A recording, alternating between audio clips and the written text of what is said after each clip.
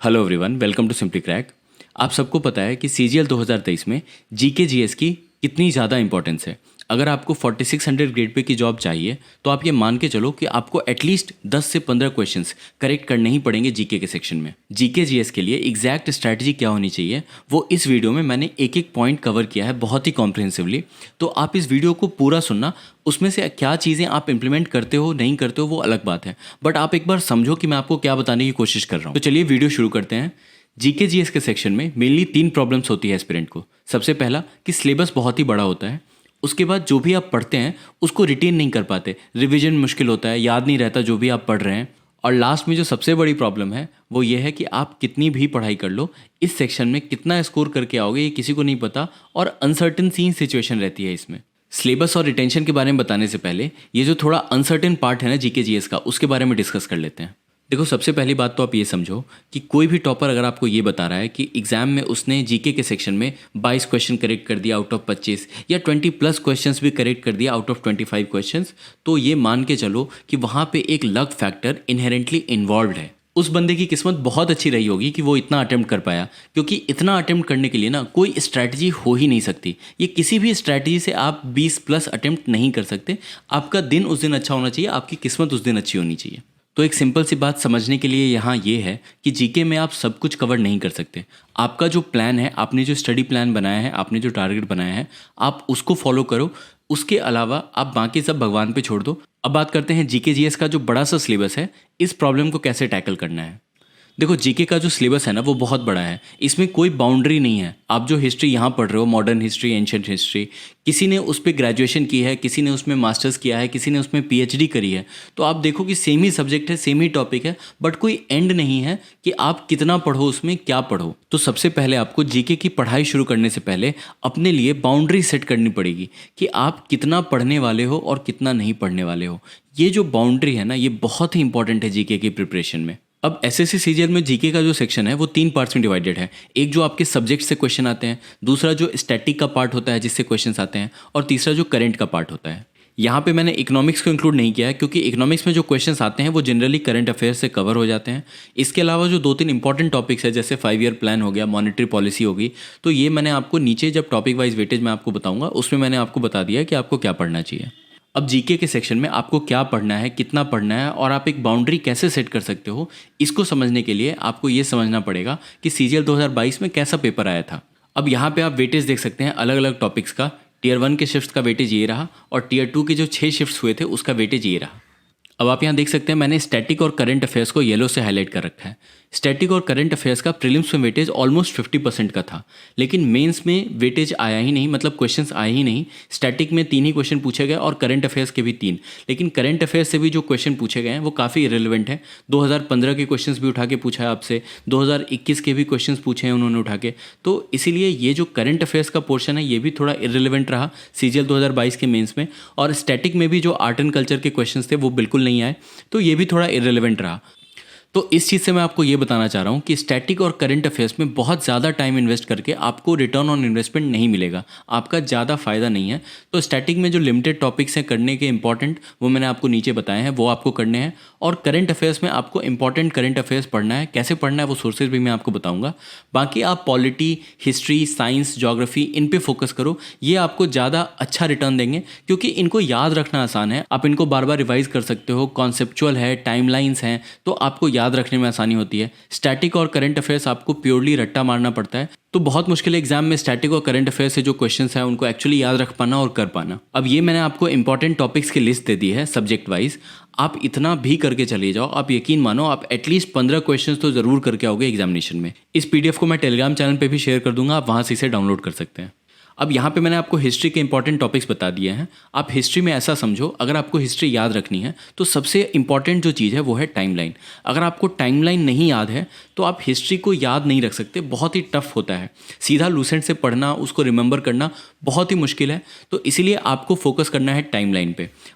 Modern history में आपको timeline 2 तरीक़ों से समझना है। सबसे पहला, जो गवर्नर्स का रूल रहा, उन गवर्नर्स के रूल के अंदर क्या क्या हुआ, गवर्नर का रूल कब कब रहा, कौन से पीरियड में कौन से गवर्नर्स हुए, उनके पीरियड में क्या क्या चीज़ें हुई, वो आपको याद रखना है सबसे पहले ये। और दूसरा, जो कांग्रेस के सेशन हुए, उन कांग्रेस के सेशंस में क्या क्या होता रहा, ये आपको मॉडर्न हिस्ट्री की टाइमलाइन को याद रखने में बहुत हेल्प करेगा। मॉडर्न हिस्ट्री की टाइमलाइन अच्छे से समझने के लिए स्पेक्ट्रम की जो किताब आती है मॉडर्न हिस्ट्री की, उसमें जो कुछ पेजेस दिए हैं एंड में, उससे आप बहुत अच्छे से टाइमलाइन कवर कर पाओगे।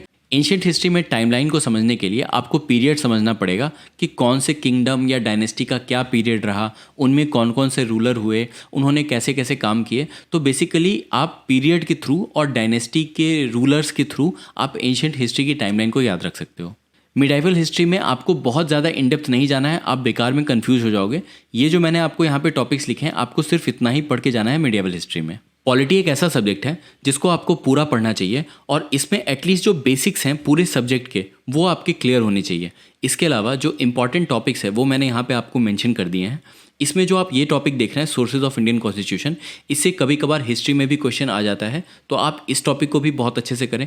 Fundamental rights and duties, government body, basically जो भी मैंने आपको यहाँ पे टॉपिक्स दिए हैं वो बहुत ही ज़्यादा इंपॉर्टेंट है, तो आप इनको ज़रूर कवर करना। साइंस की बात करें तो यहाँ पे आप एक बात समझो, साइंस में आपको थ्योरी पढ़ने की ज़्यादा ज़रूरत नहीं है।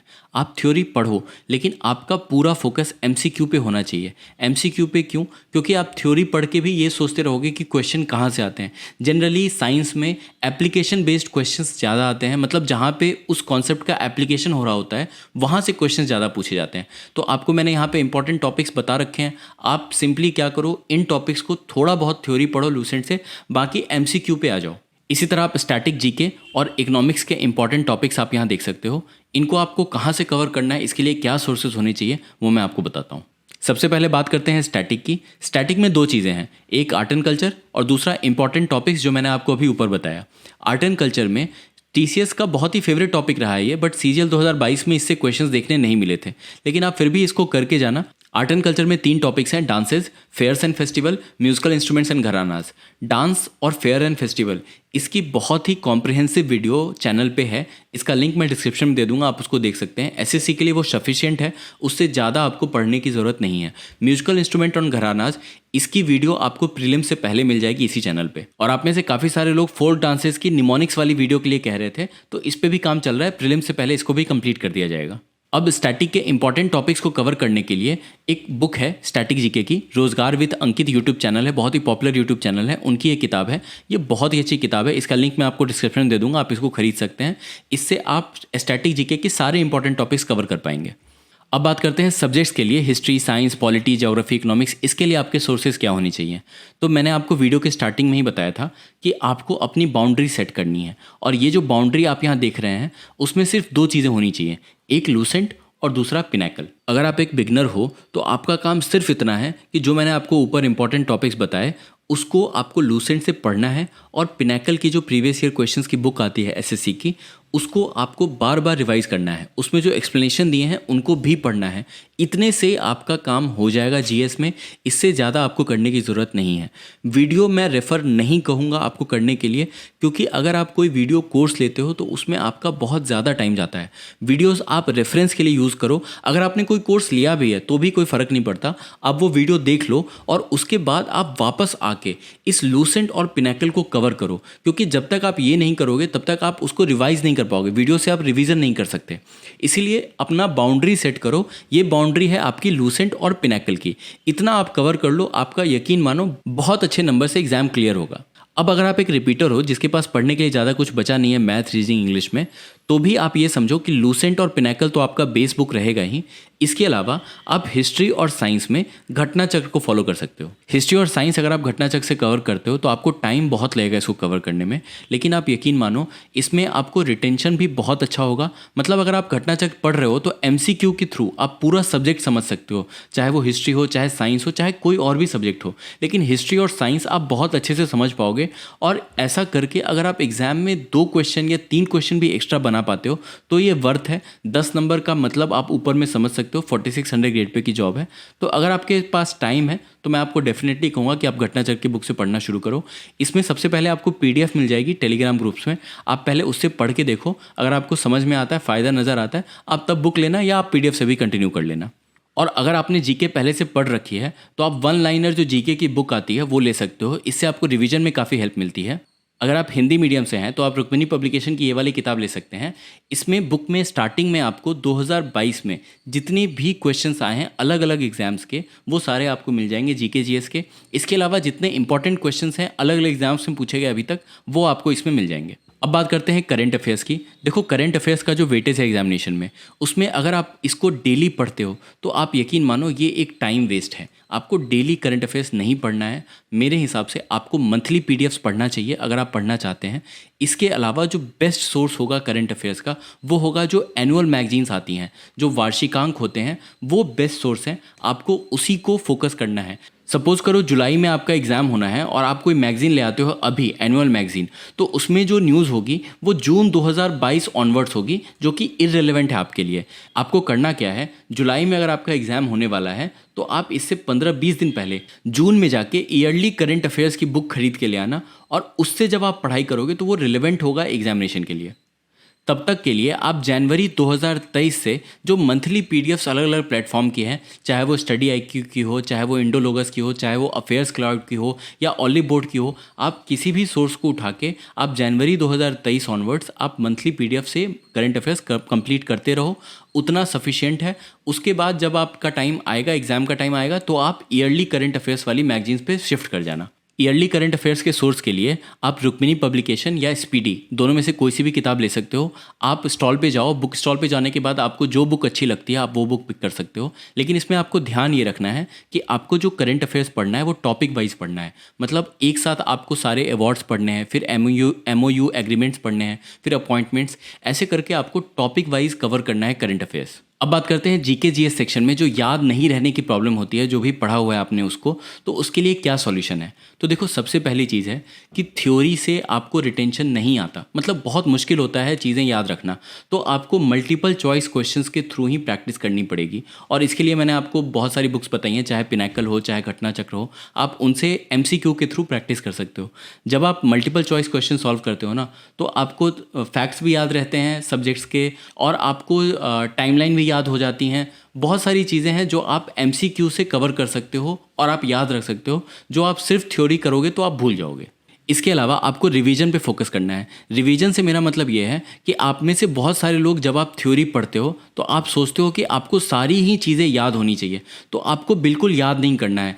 इसी तरह जब आप एमसीक्यू पढ़ रहे हो, आपको बिल्कुल याद करने की कोशिश नहीं करनी है। आपको सिर्फ एक बार उनको अपनी आंखों के सामने से निकालते रहना है, बार बार पलटते रहना है, बार बार देखते रहना है। एग्जाम में आपके सामने क्वेश्चन भी होगा, ऑप्शंस भी होंगे, तो अगर आपने बार बार वो चीज़ देखी भी हुई है ना, तो आपको रिकॉल हो जाता है। ठीक है, तो आपको कोई भी चीज़ रट्टा नहीं मारना। इवन जो आप थ्योरी भी रिवाइज कर रहे हो, आपको एक बार पढ़ते चले जाना है विदाउट ये कोशिश किए हुए कि आप उसको याद रख पा रहे हो कि नहीं। ठीक है, आपको एग्जाम में एमसीक्यू सॉल्व करने हैं, और जब आप क्वेश्चंस देखोगे तो आपको वो चीज़ याद आ जाएगी। ठीक है, बाकी मैंने आपको टाइमलाइन का भी बताया कि आपको टाइमलाइन याद रखनी पड़ेगी। जैसे हिस्ट्री में मैंने आपको ऊपर अलग अलग एंशिएंट के लिए, मॉडर्न के लिए, मीडिएवल के लिए आपको टाइमलाइन का कॉन्सेप्ट समझाया। मैंने पॉलिटी में आपको चीज़ें समझाई कि एक से दूसरा कॉन्सेप्ट रिलेटेड है, वो आपको याद रखना पड़ेगा। तो इसी तरह आपको बिल्ड करना पड़ेगा एक स्ट्रक्चर जिसके थ्रू आप सब्जेक्ट्स में चीज़ें याद रख पाओ। और लास्ट में एक इंपॉर्टेंट टिप मैं आपको देता हूँ, जो भी एमसीक्यू की बुक है, चाहे पिनाकल की बुक हो, चाहे घटना चक्र की किताब हो, आप अपने फ्रेंड्स के साथ डिस्कस करके उसको याद रख सकते हो। आप लोग एक दूसरे को टारगेट दो, एक दूसरे से क्वेश्चन पूछो, और फिर उस एमसीक्यू को, उस टारगेट को, उन पेज नंबर्स को आप एक साथ ख़त्म करने की कोशिश करो। इससे आपको बहुत ही हेल्प मिलेगी रिविजन में। तो ये थी आपके लिए जेके की कंप्लीट स्ट्रैटेजी वीडियो। अगली वीडियो इंग्लिश स्ट्रैटेजी की होगी। अगर आपको इस चैनल का कंटेंट पसंद आता है तो प्लीज़ इस चैनल को सब्सक्राइब करें। Thank you.